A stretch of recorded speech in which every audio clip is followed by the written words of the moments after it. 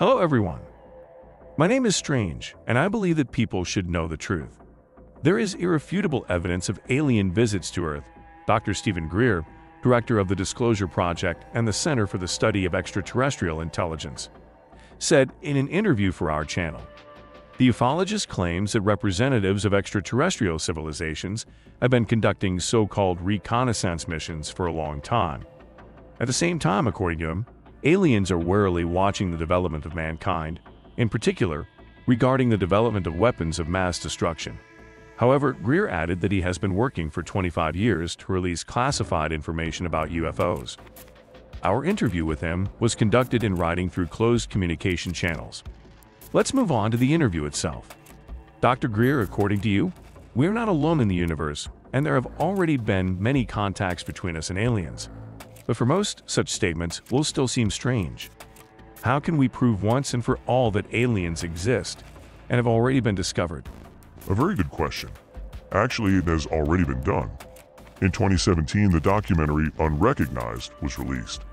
It is named so after the first word in the wording Unrecognized Projects with Limited Access. This is how the U.S. military designates top-secret programs related to UFOs and extraterrestrial life.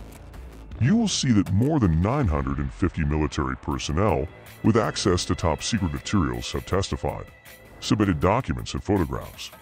We even conducted a study of a biological sample of extraterrestrial origin.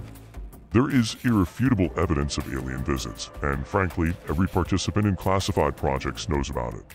They do not tell the public, wanting to keep everything secret for the sake of technology and petrodollar macroeconomics. This secrecy is not related to the so-called aliens, but to geopolitical influence and money. As usual, I have a few questions about your version of the worldview. First of all, are the aliens just coming to us for a while, or have they already firmly settled here? No, these are reconnaissance missions. Since we started testing atomic weapons, the number of visits by extraterrestrial civilizations to our planet has definitely increased. They are clearly concerned about our ability to destroy and our weapons of mass destruction.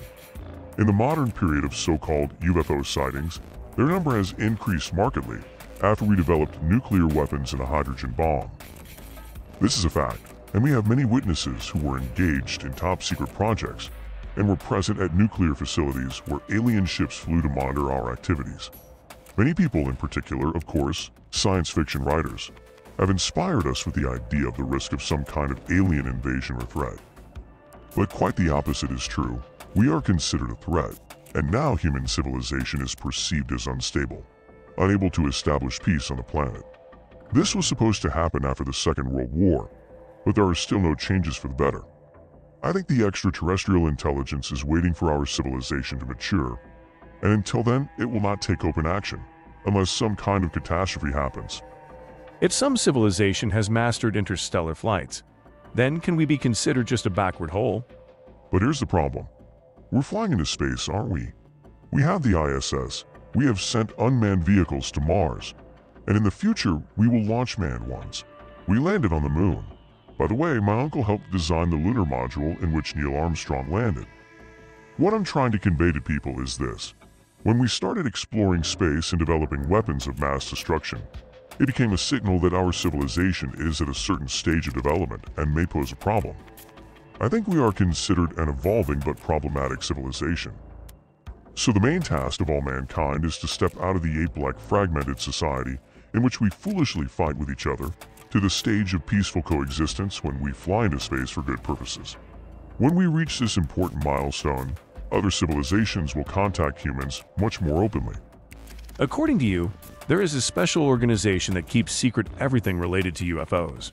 But after all, aliens would not be limited only to America, and then the authorities of other world powers would know about them. So there is some kind of international agreement? Yes. Or do the authorities of each country themselves determine the course in the field of alien contacts? A transnational organization is engaged in this. It is worth explaining the difference with an international structure, such as the UN. There are no geopolitical boundaries for a transnational organization. For example, there is documentary evidence that at the height of the Cold War, the KGB collaborated in this area with American intelligence services. So this issue has been kept secret for decades by the joint efforts of a number of countries. But the United States does the lion's share of the work, simply because of its technological development and, admittedly, its enormous macroeconomic influence. Based on your book, a documentary called Sirius begins with a statement that the power of oil corporations is behind an unfair financial system that benefits only a handful of people and leaves the American middle class with nothing. Perhaps all the talk about UFOs is your way of expressing extreme dissatisfaction with what is happening in the real world. No, I just recognize the fact that our world is only a pale shadow of what it could have been if we had used the technologies developed over the past half-century as part of various classified projects. We use airplanes and cars, oil and gas, although we don't really need them. We could have done without them for the last few decades, but it was concluded that the unveiling of new technologies would have a devastating impact on the current macroeconomic system. This discussion needs to be conducted together. People are increasingly concerned about issues such as climate change, air pollution, and related deaths. Such problems can be solved, but not with the help of solar or wind energy. It is necessary to use for the benefit of humanity the bold scientific discoveries that have been studied for decades within the framework of top-secret projects. You also said that U.S. presidents are not told about all such discoveries. And they even prepared a special briefing for Barack Obama and also spoke to Congress. How did everything go? I found that everyone wants to know the truth, and that's why I'm in Washington right now. This is the biggest Polichinelle secret in history. Even when I was first preparing a briefing for President Bill Clinton and the director of the CIA, everyone was well aware of the existence of big secrets in this area. In America, elected officials generally do not have control over such projects. If you don't believe me, remember the words of Jimmy Carter after he became president and tried to figure this case out. When asked what it's like to be the most powerful man in the world, he replied that it's not about him, because they don't tell him about certain things and he doesn't control them in any way. However, for too long, we have been indulging interests that have become very undemocratic and threaten world freedom, and even our very existence within the biosphere. I've already said that for the United States, this level of secrecy has been a problem since the time of Eisenhower. But it exists in other countries as well. If the UFO issue is kept so secret that even the presidents don't know, why are you still alive? Why are you allowed to make documentaries for Netflix? You're talking about uncovering a massive government conspiracy, and the CIA has killed people for less. 3 people from my team were killed, including the former director of the CIA. But I would not like to go into details. Nevertheless, we have measures in place to protect what we are working on. I have collected a lot of data, and if anything happens to me, it will be published on the internet, which will be a disaster for our opponents. We have been using this mechanism for about 20 years. In addition, I have met people working at the Pentagon and the CIA who I think would be very happy to publish this information. There is no clear distinction between we and they. Many people from all over the world would like to make this information public. My good friend Carol Rosen has worked closely with high-ranking officials in Russia who wish the same because they share our views. There are similar people in China, UK, and Canada, so there's definitely progress. But nothing will happen until people realize the gravity of the situation and see the potential for solving environmental, public administration, and economic problems around the world. Senior military and government officials have been making statements about the existence of aliens for about 60 years. I personally communicated with a person close to the former Canadian Minister of Defense, who told me that many alien races visit our Earth, but no one has been able to provide tangible and irrefutable evidence. I wonder how many eyewitnesses are required? Is it really necessary for a flying saucer to land on Red Square or at the Pentagon building so that everyone recognizes the existence of extraterrestrial civilizations? No, it's not necessary at all.